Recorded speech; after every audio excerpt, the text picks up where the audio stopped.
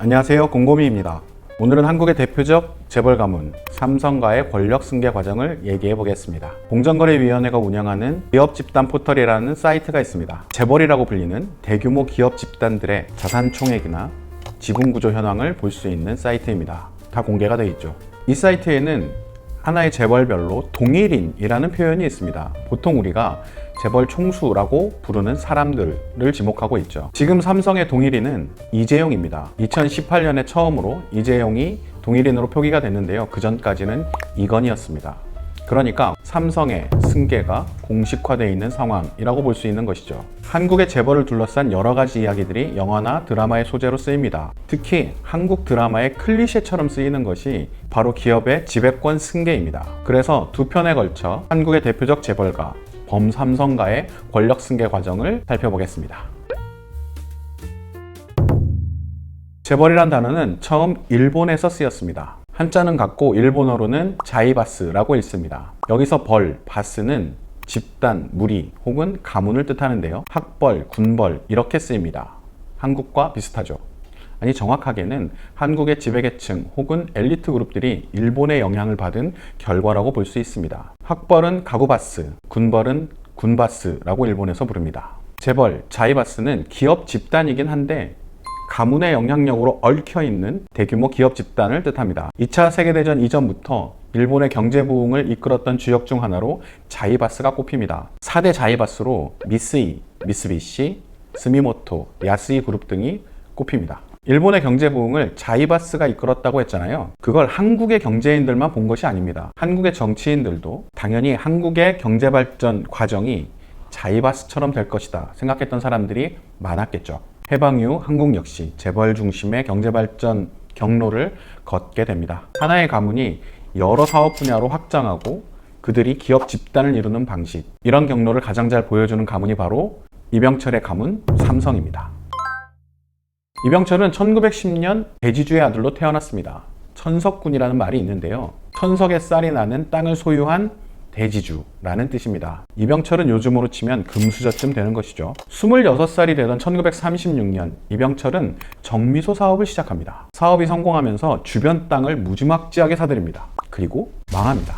땅 매입을 거의 은행 대출을 통해 하게 됐는데요. 중일전쟁이 터지면서 은행들이 대출을 회수하게 됐고 급격히 회수하는 대출을 막을 길이 없었던 이병철은 땅을 싼 값에 내놓은 것도 모자라 원래 하고 있었던 사업마저 정리하게 된 겁니다. 사업에 망한 이병철은 여행을 떠납니다. 서울은 물론 평양, 함흥을 거쳐 중국까지 긴 여행을 하고 돌아옵니다. 그리고 돌아와서는 아버지에게 사업자금 3만 원을 받아서 새로운 사업을 시작합니다. 3만 원이면 느낌이 잘 안 올 수 있죠.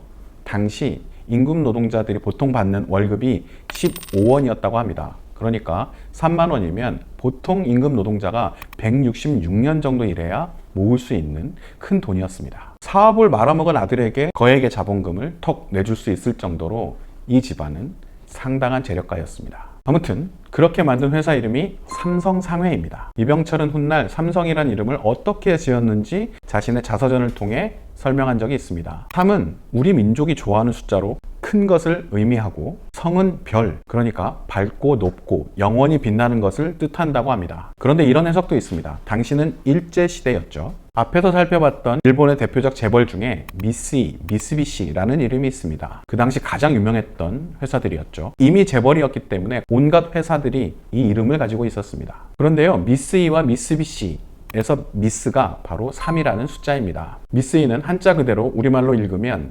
삼정이 되고요. 미쓰비시는 삼능입니다. 이외에도 일본 기업들은 3이라는 숫자를 상당히 많이 쓰는 편입니다. 한중일 모두 이 3이라는 숫자를 매우 좋아하는 편이고 이름에도 많이 씁니다. 그런데 공교롭게도 삼성을 일본어로 읽으면 미쓰바시가 됩니다. 미쓰바시. 당시의 조선인들에게도 일본인들에게도 삼성은 자연스럽고 친숙한 이름이 됩니다. 삼성상회는 사업에 꽤 성공합니다. 첨가물을 중국에 팔면서 돈을 벌어들였고 별표국수라는 이름의 국수 사업에 뛰어들어 상당히 큰 성공을 이룹니다. 이를 기반으로 이병철은 양조 사업에 뛰어듭니다. 청주가 인기였는데요. 이름이 월계관이었습니다. 뭔가 익숙하죠?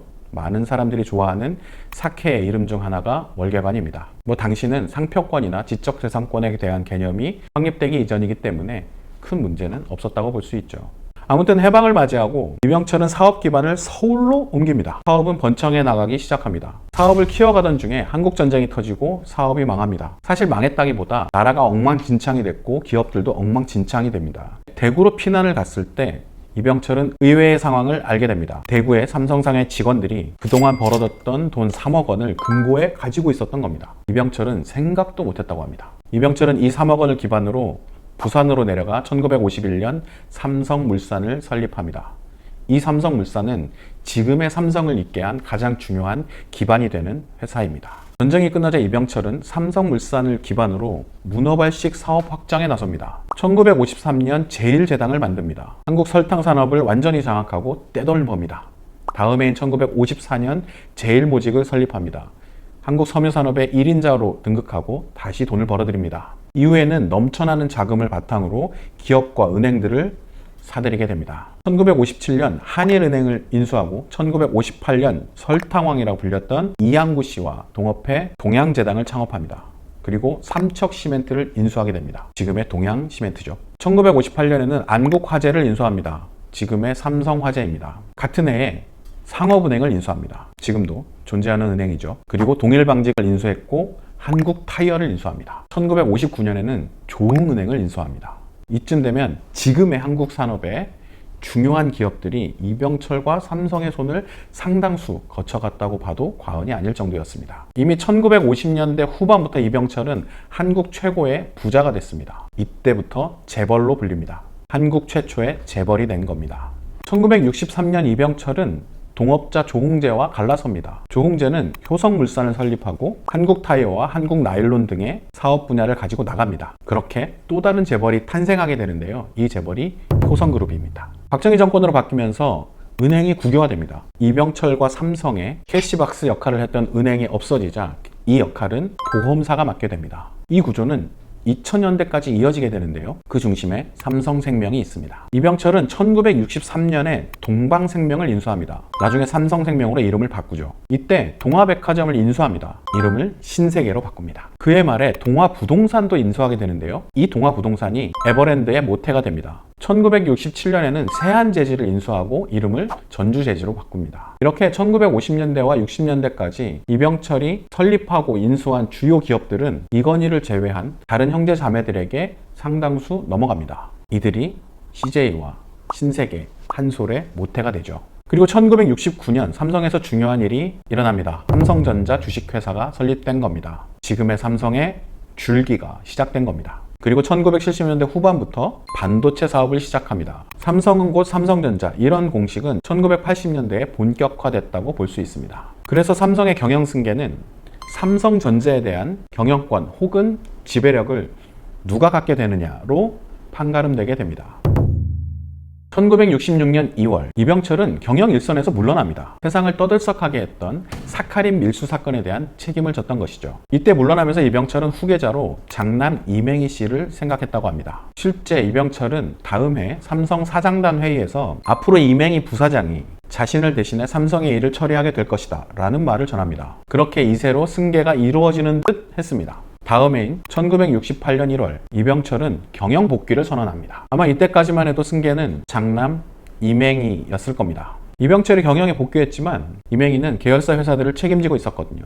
그런데 일명 삼성 왕자의 난이라는 사건이 터집니다. 이병철의 차남 이창희 씨가 이병철과 삼성의 문제들을 폭로한 투서를 청와대에 보낸 겁니다. 이 투서는 전두환 보안사령관을 거쳐 박정희 대통령에게 전달됩니다. 하지만 박 대통령은 이 투서를 받아들이지 않습니다. 오히려 이 투서 사실이 이병철에게 알려지면서 차남 이창희 씨는 사실상 가문에서 쫓겨납니다. 물론 나중에 이병철은 용서하긴 했습니다. 그리고 얼마 후 장남 이맹희 씨가 그룹 계열사 대부분의 직함에서 물러납니다. 이를 놓고 여러 해석이 있는데요. 중로는 이맹희 씨의 절친한 친구 중에 한 명이 당시 보안사령관 전두환이었습니다. 그래서 이병철은 이맹희도 왕자의 난에 가담했다, 의심을 했다는 해석들이 있는 것이죠. 하지만 이병철은 이맹희가 물러난 과정을 자세히 밝히지 않습니다. 회고록에 이렇게 회고합니다. 맹희에게 그룹 일부의 경영을 맡겨보았지만 6개월도 채 못 되어 그룹 전체가 혼란에 빠지고 말았다. 본인이 자청에 물러났다. 결국 이병철은 후계자로 삼남 이건희를 선택합니다.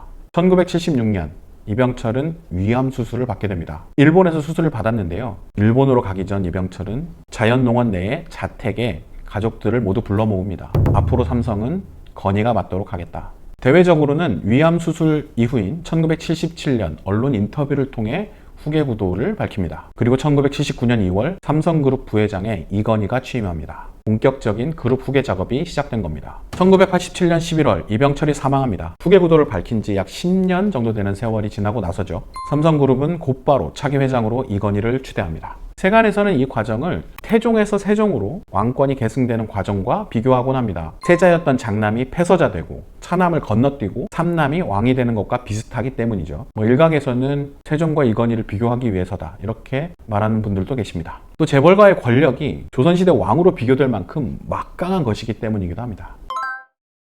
이병철은 생전부터 자식들에게 주식을 어느 정도 나눠주고 있었다고 합니다. 그런데 사망했을 때 이미 주력 기업에서 이건희가 다른 형제 자매들에 비해 우위를 확보할 수 있도록 한 상태였다고 합니다. 그러니까 후계 선언을 한 1977년부터 근 10년 동안 후계 구도를 미리 준비해 놓고 있었던 것이죠. 삼성의 권력이 이병철에서 이건희로 넘어갔다고 해서 모든 기업이 이건희로 넘어간 것은 아니었습니다. 몇 개의 기업들은 삼성그룹에서 빠져나와서 이건희의 형제 자매의 소유가 됩니다. 이병철이 사망한 1987년부터 기업들이 분할된 건 아니었습니다. 1990년대로 접어들면서 본격적으로 형제 자매들에게 기업들이 나눠지게 됩니다. 특히 1991년 이건희의 형이자 이병철의 차남 이창희 씨가 사망한 시점부터 본격적인 기업 계열 분리가 시작됐다고 합니다.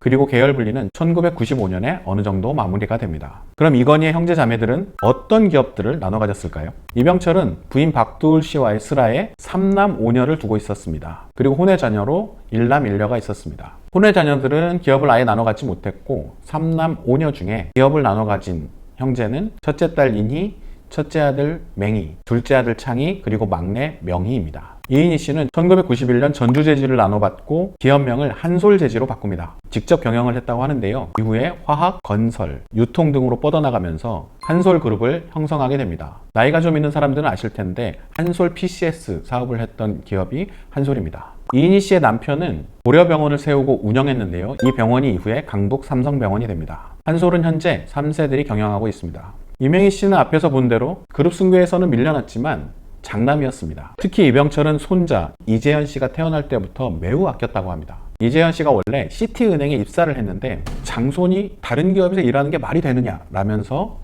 제1제당에 입사를 시킵니다. 이재현은 제1제당에서 경리부부터 시작해 차곡차곡 승진합니다. 이병철은 이재현의 어머니이자 자신의 며느리인 손봉남 씨에게 상당히 많은 제1제당 지분을 줬다고 합니다. 이미 제1제당은 이재현의 몫에 가까웠다고 볼 수 있습니다. 제1제당은 1993년에 계열 분리를 선언합니다. 사실상 이재현이 제1제당을 이끌었고 이재현은 2002년 회장에 오릅니다. 지금의 삼성을 잇게 한 삼성의 첫 제조업 회사 제1제당이 어찌되었든 장손에게 물려졌다라고 평가하는 사람들도 있습니다. 계열 분리 당시에는 식품회사였지만 지금은 CJ 제1제당을 비롯해 TVN, CGV를 운영하는 CJ E&M 그리고 CJ 대한통운 등이 속한 재산규모 13위의 CJ그룹으로 성장합니다. 이창희 씨는 앞에서 봤듯이 투사 사건 이후에 독자적으로 마그네틱 미디어 코리아라는 회사를 설립합니다. 그리고 세한전자를 인수해 세한미디어를 설립하고 사업에 나섭니다. 하지만 세한미디어는 성장하다가 사업에 실패하게 되죠. 이창희 씨는 1991년 사망했는데요. 1995년 삼성가에서 이창희 씨 몫으로 부인과 자녀에게 제1합섬을 나눠줬다고 합니다. 막내 이명희는 오빠 이건희가 삼성그룹 부회장으로 취임할 때 신세계백화점 이사가 됩니다. 일찌감치 백화점을 물려받을 기반을 마련하고 있었는데요. 1991년 삼성가 분할이 이루어질 때 신세계백화점을 물려받습니다. 그의 남편 정재은은 삼성항공, 삼성전기 회장, 삼성전자 대표이사까지 지내며 삼성그룹에서 경영자로 활동합니다. 신세계는 이명희 씨가 직접 경영했다고 합니다. 계열분리 이후에 이마트를 내면서 신세계그룹으로 키워냅니다. 지금은 재계 11위까지 올라 있습니다. 현재는 아들 정용진이 이마트 계열을 경영하고 있고 딸 정유경이 조선호텔 분야를 맡고 있다고 합니다. 3세 경영으로 거의 넘어간 상태라고 볼 수 있죠. 둘째 딸 이숙희는 LG 창업주 구인회의 셋째 아들인 구자학 씨와 결혼합니다. 그러니까 삼성가와 LG가가 사돈관계였던 겁니다. 그런데 삼성이 전자업계로 진출하면서 두 가문은 크게 대립합니다. 전자업계 라이벌인 두 회사는 지금도 격하게 싸우곤 하죠. 구자학은 원래 삼성에서 일하고 있었는데 삼성이 전자업계로 진출한 이후에 금성사로 가서 금성사 사장, LG반도체 사장, LG건설 사장을 거쳐 아워홈이라는 회사를 설립합니다. 두 가문이 전자산업 라이벌이 되면서 이수키 씨는 기업 분할을 받지 못합니다. 셋째 딸인 이수키 씨는 김규 씨와 결혼했는데요. 김규 씨가 연예인과의 스캔들이 나면서 삼성에서 일하지 않게 됩니다. 그리고 교수가 되죠. 기업도 물려받지 않았습니다. 넷째 딸인 이덕희 씨는 이종기라는 인물과 결혼했는데요. 이종기는 중앙일보 사장, 제일제당 부회장, 삼성화재 회장 등을 거쳤던 중요한 간부였습니다. 그러니까 크게 보면 삼성그룹의 대부분의 기업들은 이건희에게 넘어갔고 제일제당, 전주제지, 신세계만 형제 자매들에게 나눠졌던 겁니다. 1995년 가족 모임에서 사실상 재산 분할이 종결된 것으로 알려져 있습니다. 왜 1991년에 논의해서 1995년에 마무리된 걸까요? 이 중심에 삼성생명이 있습니다. 삼성생명은 그 당시에도 그 이후에도 삼성그룹의 캐시박스 역할을 하고 있었고 삼성그룹 지배구조의 중추였습니다. 삼성생명이 삼성전자를 비롯한 주요 기업들의 대주주였기 때문입니다. 그 당시에는 삼성생명을 누가 지배하느냐에 따라 삼성그룹 전체를 누가 지배하느냐가 판가름 났던 겁니다. 원래 신세계와 제일제당이 각각 29%, 23%의 삼성생명 지분을 가지고 있었습니다. 두 기업의 지분을 합치면 52%에 달했습니다. 신세계와 제일제당을 통해서 삼성생명을 지배하는 구조였고 삼성생명을 통해서 다른 기업들이 지배되는 구조였던 것이죠. 그런데 이건희 체제가 시작된 1988년 삼성생명은 유상증자를 합니다. 주식을 원래 보유한 주주들에게 주식을 하나씩 늘릴 수 있는 권한을 줬는데요. 신세계와 제일제당은 이 권리를 받지 못합니다. 자기 몫을 늘리지 못한 것이죠. 그래서 지분율이 14.5%, 11.5%로 낮아집니다. 하지만 둘을 합치면 상당 규모가 됐기 때문에 이 지분의 일부를 이건희 쪽으로 넘겨야 이건희가 삼성을 완전히 지배하게 되는 상황이었습니다. 삼성생명의 지분을 어떤 조건으로 넘기느냐를 놓고 삼성가 내에서 이견이 있었다고 합니다. 이 이견이 얼추 마무리되는 시점이 1995년이었죠. 그들 내에서 주식을 사고 판 가격이 얼마였는지는 외부에 알려지지 않았습니다. 비상장 주식이었기 때문에 이 당시 시점에서는 가격을 공개할 이유가 없었습니다. 그렇다고 해서 제일제당과 신세계가 이때 삼성생명 지분을 모두 처분한 건 아니었습니다. 이후에도 두 기업은 삼성생명 주식을 상당량 보유했고 대규모 자금이 필요할 때마다 삼성생명 주식을 처분하곤 했습니다. 그때 주식시장이 출렁거리곤 했죠. 훗날 이맹희 씨가 재산상속 문제를 다시 거론했는데요. 이병철의 차명 주식이 이건희에게 불법적으로 상속됐다고 주장한 겁니다. 법정 공방까지 가면서 범삼성가에 다툼이 벌어졌는데요. 이건희의 승리로 끝났습니다. 번외로 중앙일보가 있습니다.